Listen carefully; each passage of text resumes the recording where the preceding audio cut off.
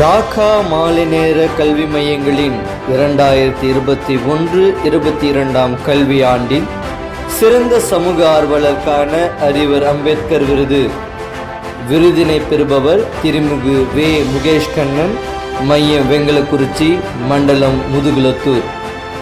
திருமிகு வே. முகேஷ் கண்ணன் வழிநடத்துகின்ற வெங்கலக்குறிச்சி மையத்தின் தனித்துவமான செயல்பாடுகள்.